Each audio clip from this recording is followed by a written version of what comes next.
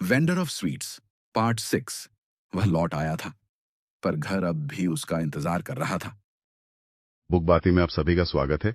आज हमारे पास आर.के. नारायण की बहुत ही मशहूर कहानी मिठाइयों का सौदागर का एक छोटा सा लेकिन कह सकते हैं एक बहुत ही दमदार हिस्सा है। हाँ, बिल्कुल।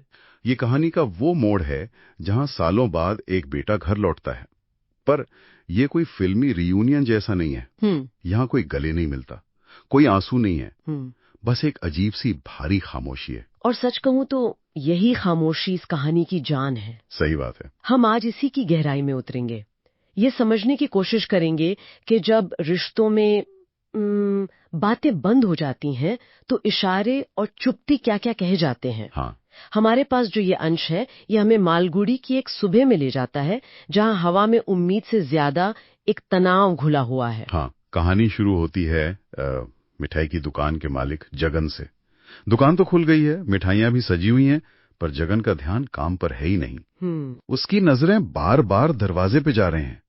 ऐसा लगता है जैसे वो किसी का नहीं बल्कि किसी फैसले का इंतजार कर रहा हो। एक अजीब सी बेचैनी है पूरे माहौल में। और ये जानना जरूरी है कि ये सिर्फ जगन की बेचैनी नहीं है। अच्छा? आर.के. नारायण जब मालगुड़ी की दुनिया रचते हैं तो वो पूरे कस्बे को ही एक किरदार बना देते हैं। हाँ, ये तो है। तो जब वो लिखते हैं कि हवा में अनजानी बेचैनी है तो इसका मतलब है कि पूरा कस्बा इस वापसी की आहट महसूस कर रहा है। मालगुड़ी की खासियत ही यही है, वहाँ कुछ भी निजी नहीं रहता, सबकी नजरें जगन की दुकान पर हैं। और फिर दरवाजे पे वो परछाई दिखती है। कहानी में लिखा है दुबला शरीर, झुके कंधे और थकी हुई आंखें। ये जगन का बेटा माली है। मुझे सीन में सबसे कमाल की बात ये लगी कि लेखक ने कोई लंबा चौड़ा ब्यौरा नहीं दिया। नहीं, बिल्कुल नहीं। बस 3 बातें, दुबला शरीर, झुके कंधे, थकी आंखें, और माली की पूरी कहानी जैसे सामने आ जाती है। बिल्कुल, इसे कहते हैं शो डोंट टेल। हाँ, नारायण ये नहीं बता रहे हैं कि माली हार कर आया है, वो दिखा रहे हैं वो झुके हुए कंधे सिर्फ थकान का बोझ नहीं ढो रहे। नहीं, वो नाकामयाबी, शर्मिंदगी और शायद टूटी हुई उम्मीदों का बोझ भी ढो रहे हैं। सही। उसकी मतलब शारीरिक स्थिति ही उसकी कहानी बन गई है। कोई ड्रामा नहीं, कोई चीख पुकार नहीं, बस एक खामोश हकीकत दरवाजे पर खड़ी है। और फिर वो चुप्पी, बाप बेटे के बीच की वो लंबी खामोशी। स्रोत की एक लाइन है, शब्द दोनों के पास थे पर किसी के साहस में नहीं। वाह! मतलब कहने को कितना कुछ है, सालों की शिकायतें हैं, सवाल हैं, शायद प्यार भी है, लेकिन हिम्मत किसी में नहीं है। ये तो बहुत ही रिलेटेबल है ना? ये हम सबके घरों की कहानी हो सकती है। हाँ, अक्सर जो सबसे करीबी रिश्ते होते हैं उनमें ही संवाद की खाई सबसे गहरी हो जाती है। सही बात है। दोनों बोलना चाहते हैं पर डरते हैं कि अगर बोलना शुरू किया तो कहीं सालों से दबा हुआ लावा फट ना पड़े। हाँ, बिल्कुल। वो चुप्पी एक तरह का सेफ्टी वॉल्व है। हाँ। जो दोनों ने अनजाने में लगा रखा है। और उस चुप्पी को माली तोड़ता है, लेकिन कैसे? सिर्फ एक शब्द से, बाबा। ये मैं वापस आ गया या मुझे माफ कर दो जैसा कुछ नहीं है, बस एक बुनियादी पुकार है। और उस एक शब्द में बहुत कुछ छिपा है। वो सिर्फ अपने पिता को नहीं पुकार रहा, वो उस रिश्ते की जड़ को छूने की कोशिश कर रहा है। अच्छा। वो कह रहा है, दुनिया में मैं कुछ भी बन गया हूँ, कुछ भी हार गया हूँ, पर आपके लिए तो मैं वही माली हूँ। ये एक तरह से सरेंडर भी है और अपने हक का दावा भी।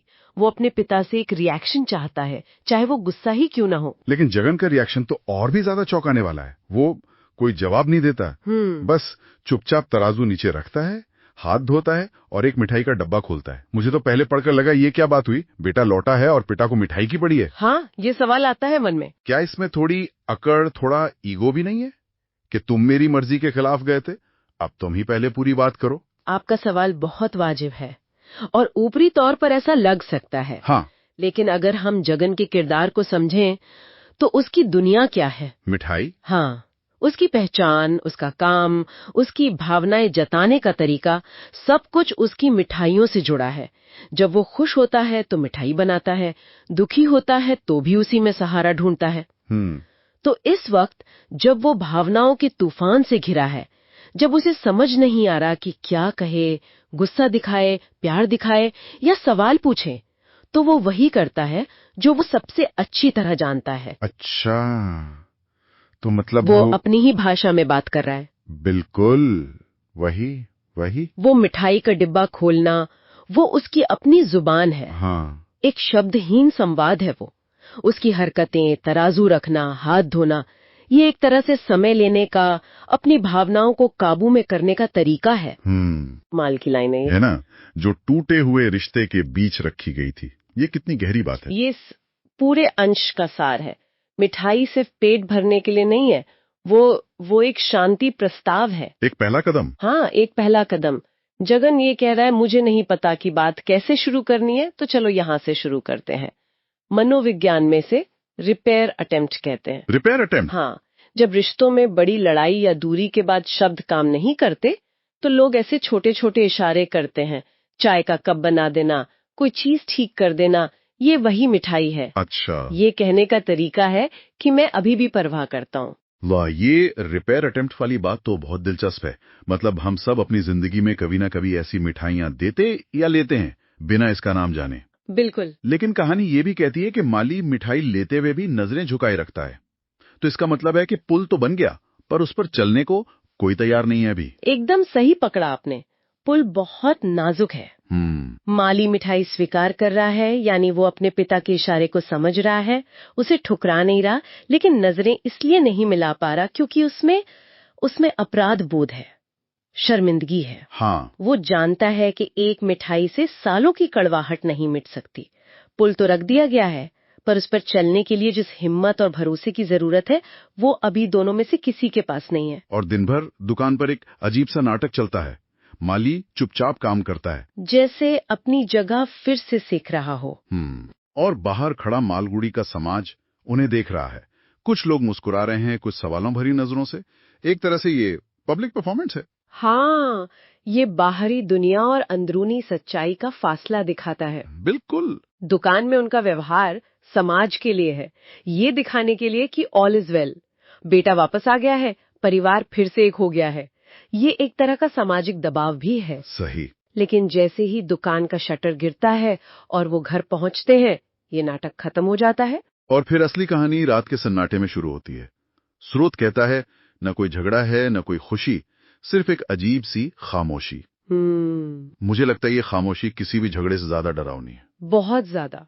झगड़ा में कम से कम भावनाएं बाहर तो आती हैं, पता तो चलता है कि दूसरे के मन में क्या है। यहाँ तो एक खालीपन है। आपने बहुत सही कहा। ये खालीपन दिखाता है कि वो एक छत के नीचे रहते हुए भी कितने अकेले हैं। हाँ, दिन का दिखावा रात की सच्चाई को और भी भयानक बना देता है। वे अपनी अपनी तन्हाई में कैद हैं, और यही इस रिश्ते की असली त्रासदी है। और रात में जब दोनों अपने अपने बिस्तर पर लेटे हैं, तब उनके मन की बातें सामने आती हैं। ये इस कहानी का सबसे शक्तिशाली हिस्सा है। बिल्कुल। जगन सोचता है, शायद सबसे कठिन चीज वापसी नहीं, स्वीकार करना है। यहाँ जगन अपनी सबसे बड़ी लड़ाई लड़ रहा है, और वो लड़ाई माली से नहीं, खुद से है। खुद से। हाँ, उसके लिए असली चुनौती बेटे का वापस आना नहीं है, बल्कि सच को स्वीकार करना है कि उसका बेटा नाकाम होकर लौटा है। अपनी उम्मीदों को जो टूट गईं, अपनी निराशाओं को, और इस बदली हुई सच्चाई को स्वीकार करना। एक पिता के लिए ये मानना बहुत मुश्किल होता है कि उसका सपना टूट गया है। ये एक बहुत बड़ी आंतरिक कश्मकश है। और ठीक उसी वक्त दूसरे कमरे में मालिक कुछ और ही सोच रहा है। वो सोचता है, शायद सबसे बड़ी हार बाहर नहीं, अपने पिता की चुप्पी में थी। ये लाइन तो कलेजा चीर देती है। वो दुनिया से लड़कर हार कर आया है, पर उसे वो हार उतनी नहीं चुभ रही जितनी अपने पिता की खामोशी। ये बहुत मार्मिक है। इसका मतलब है कि माली जब घर लौट रहा था, तो शायद उसने हर चीज के लिए खुद को तैयार किया होगा। हाँ, सोचा होगा। डांट, गुस्सा, सवाल, ताने, हर चीज के लिए। लेकिन उसने इस पत्थर जैसी चुप्पी की उम्मीद नहीं की थी। बिल्कुल नहीं। ये चुप्पी उसे अंदर से तोड़ रही है, क्योंकि ये उसे अजनबी महसूस करा रही है। उसे जुड़ाव की, संवाद की जरूरत है, और उसे मिल रहा है खालीपन। उसे लग रहा है कि दुनिया ने तो उसे हराया ही, पर उसके अपने पिता ने भी उसे अस्वीकार कर दिया है। कमाल है, दोनों एक ही घर में है, एक ही दुख से गुजर रहे हैं, लेकिन दोनों के नजरिए में जमीन आसमान का फर्क है। दोनों अपने अपने नजरिए से सही हैं, और दोनों ही शायद गलत भी। और यही अच्छे लेखन की पहचान है। आर.के. नारायण किसी को हीरो या विलन नहीं बना रहे। नहीं, वो बस हमें दो इंसानों के मन के अंदर ले जाकर उनकी उलझन दिखा रहे हैं। दोनों अपनी अपनी जगह पर पीड़ित हैं। हाँ। दोनों को एक दूसरे की जरूरत है, लेकिन दोनों के बीच उम्मीदों और नासमझी की एक एक अदृश्य दीवार खड़ी है। कहानी का अंत एक तरह से कोई अंत है ही नहीं, वो एक शुरुआत है। बिल्कुल। लेखक लिखते हैं, क्योंकि कुछ रिश्ते लौटने से नहीं, बात करने से ठीक होते हैं। और फिर कहानी अभी खत्म नहीं हुई थी, अब असली संवाद बाकी था। ये पंक्तियां हमें एक बहुत बड़ा सबक देती है ना? हाँ। कि सिर्फ मतलब फिजिकली एक साथ होना ही काफी नहीं है, एक घर में रहना ये रिश्ते को ठीक नहीं करता। सही बात है। रिश्तों को मरहम की नहीं, संवाद की जरूरत होती है, खुली, ईमानदार, मुश्किल बातचीत की। कहानी इस उम्मीद पर खत्म होती है कि मिठाई वाला पुल तो बन गया है, अब शायद उस पर चलकर असली संवाद तक पहुंचने की यात्रा शुरू होगी। तो ये वापसी का अंत नहीं है। नहीं, ये सुलह की एक लंबी और कठिन यात्रा की शुरुआत है। तो मतलब ये कहानी सिर्फ एक बाप बेटे की नहीं है, ये हर उस रिश्ते की कहानी है जहां बातें होनी बंद हो गई हैं। बिल्कुल। जहां लोग साथ तो रहते हैं पर जुड़े हुए नहीं हैं। बिल्कुल। ये कहानी हमें आईना दिखाती है, ये पूछती है कि कहीं हम भी तो अपने रिश्तों में सिर्फ मिठाइयों का लेन देन तो नहीं कर रहे हैं? क्या हम भी मुश्किल बातचीत से बचने के लिए छोटे छोटे इशारों के पीछे तो नहीं छिप रहे? हाँ। जगन और माली सिर्फ दो पात्र नहीं है, वे भारत के हर उस पिता पुत्र का प्रतीक है जो पीढ़ियों के फासले, उम्मीदों के बोझ और मर्द होने के नाते अपनी भावनाएं न जता पाने की उस सामाजिक कंडीशनिंग के बीच फंसे हैं। ये वाकई सोचने वाली बात है।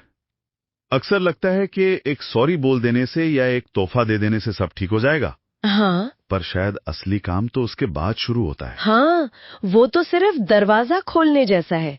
अंदर जो बिखरा हुआ कमरा है उसे तो दोनों को मिलकर ही साफ करना होगा। सही बात। और उसमें वक्त लगता है, हिम्मत लगती है और बहुत सारा सब्र लगता है।